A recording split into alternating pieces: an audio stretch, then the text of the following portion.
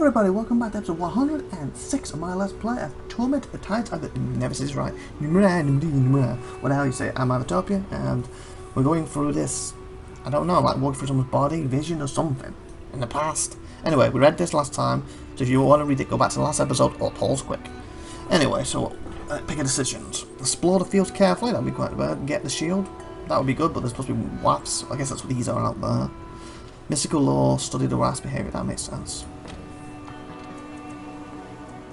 If it works. Success! Oh, I'm getting low on that though.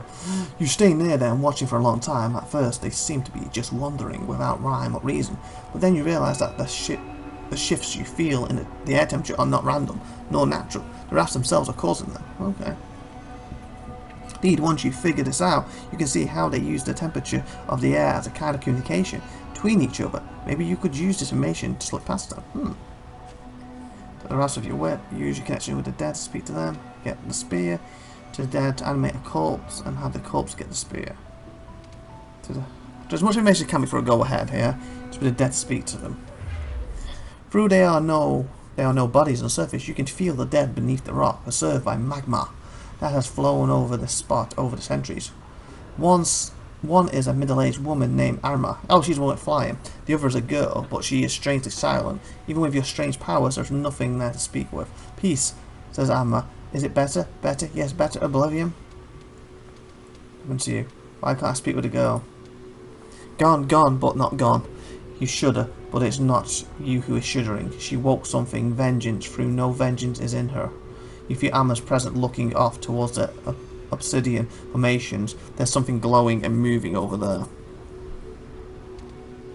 Who are you? Amma? The disembodied voice sounds like it's calling Amma rather than naming herself. No, not Amma.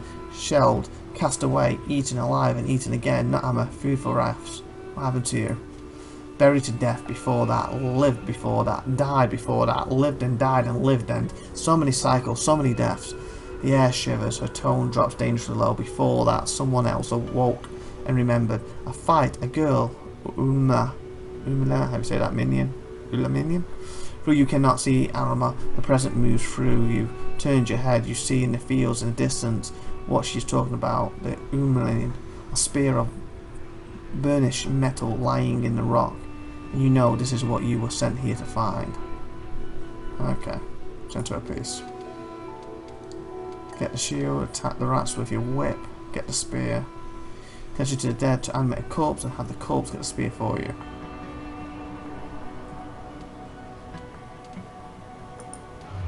Reach into the earth, you find a body called Amma and summon her forth. With uncanny strength, she crawls out from the cold rot. Through her skin is charred and rotting, a cast-off tattooed is clearly visible on the head. Oh, she has a cast-off. I thought when she did death after death, you command her to collect the spear. Amma's body only makes it a short way before the rats attack her. Their hands reach inside of her, consuming what little life force you embodied with her. As they do so, the air grows intensely cold. That didn't go well. Okay. Get the shield. The rats don't bother you as you try to pry the shield from the ground. After a few minutes of tugging and digging, you realise it's impossible. Rock has coloured and melted and cooled again several times around the device. It's not going anywhere. Fudge.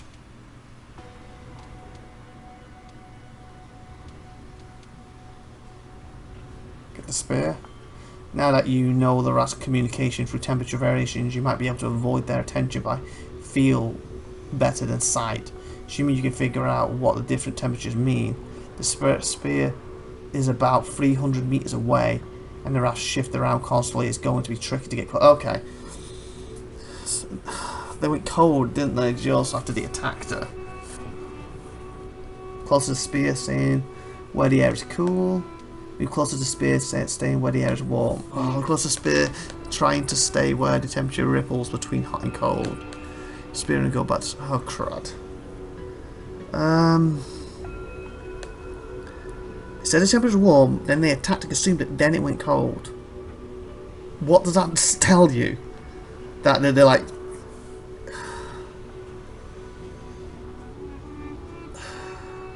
I don't know what that tells me.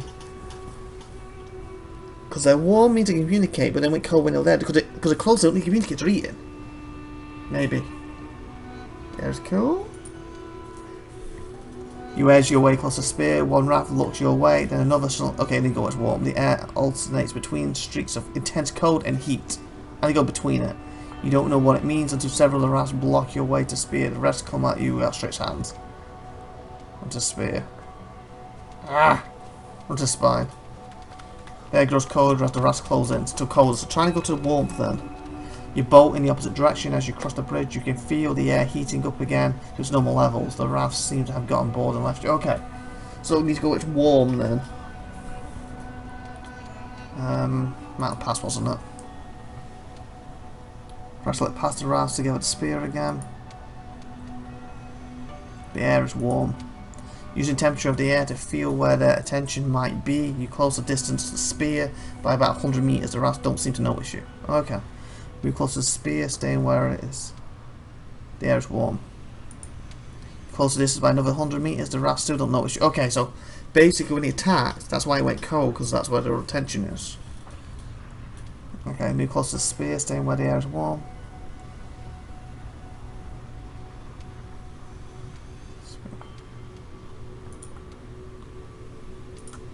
Close enough, you dive forward, grabbing the spear and tumbling away before the rafts can stop you. The air suddenly becomes a sickening pattern of intense cold and heat. You have escaped the raft's attention so far, but they are paying attention to you now. Several of them attack you with outstretched hands. This is when having staff would have been good. Probably. Run to the spire.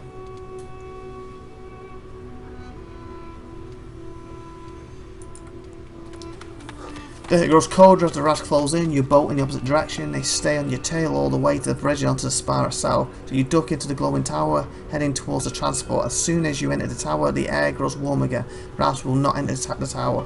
After a while, they leave, returning the fields they came from. She's probably going to be upset with me that I blew her body up there and she got killed. You're at the top of the broken bone tower, jagged bone walls. From here, you can see the fields are even better. I did this. Transport leave.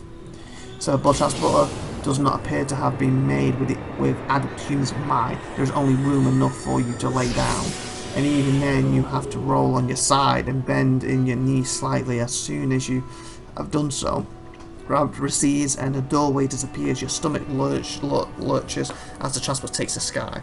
That's probably what that kid came down to, like a teenage girl. She came down in that. At first you try to peer out of the tiny portholes, but all you can see is pitch black, presumably the volcanics. Black clouds. Eventually they are replaced by black of the starry sky.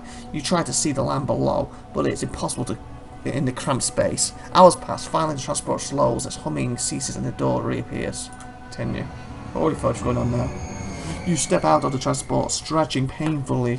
You are in a strange cavern. Artifacts are strewn everywhere in the various stages of repair or experimentation.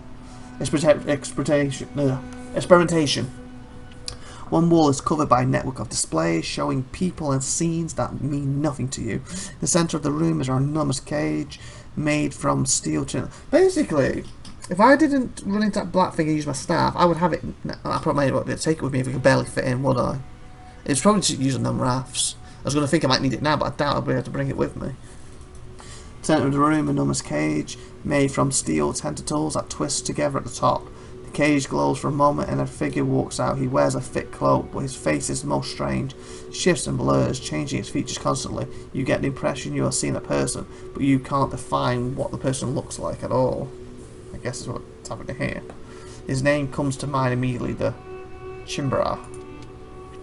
Took you long enough. The Chimbra voice is metallic and artificial, shifting as often as the features of his face. His expression slide and change, but all of them are frowning as he reaches forward and takes the spear from you. With your unique gifts, I thought finding a dead relic would come easy.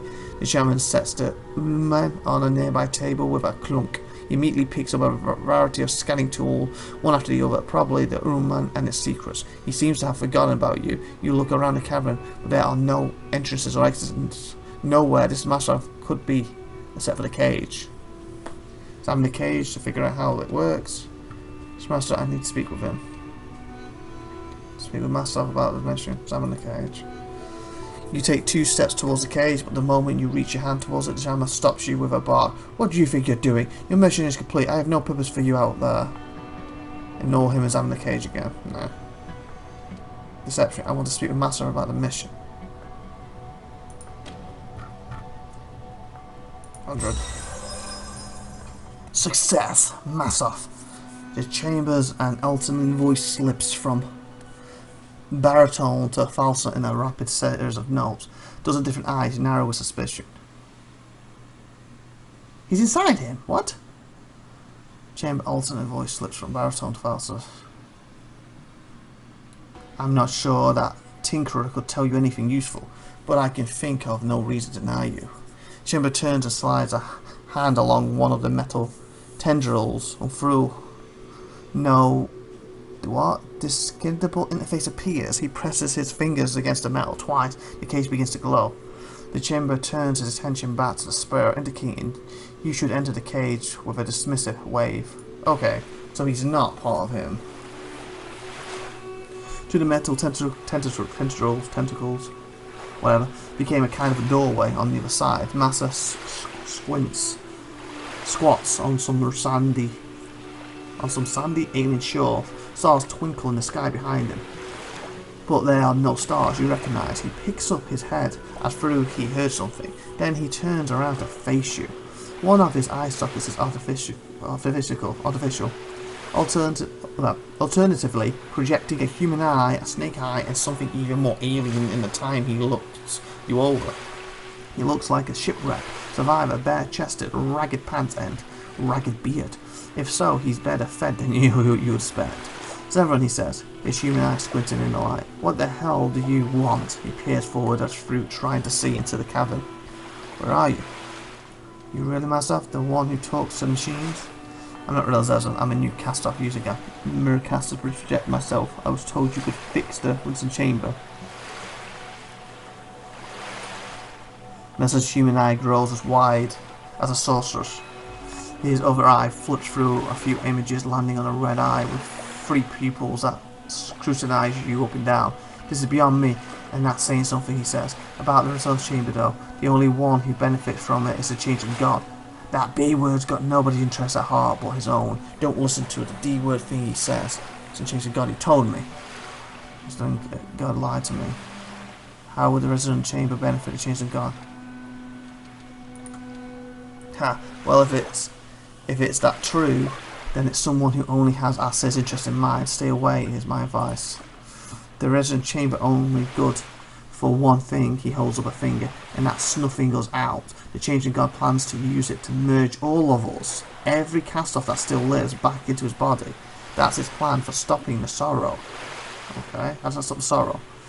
Puts a grease-stained hand on your shoulder. Look, I don't know who you are or what your part in this is, but you cannot let him activate the chamber. You need.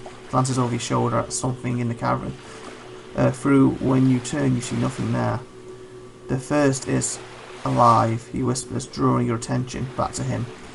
And she's got her own plan for the chamber, one that won't kill us all. Huh, Professor's alive still.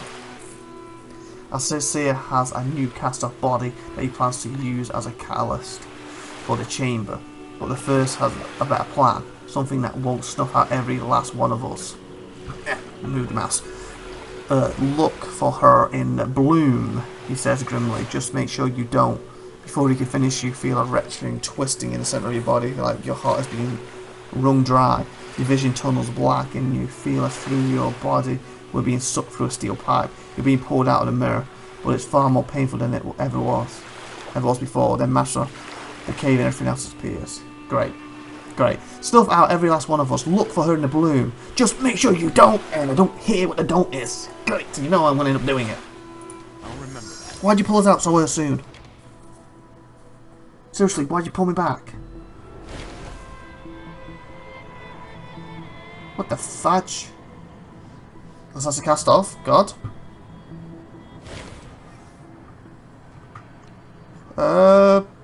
What's going on? Where am I? I guess we're going to find out in the next episode, so please like, please subscribe, please tune in next time. I've been IVATOPIA. Have a great, wonderful day out there. See you next week. Bye, everybody.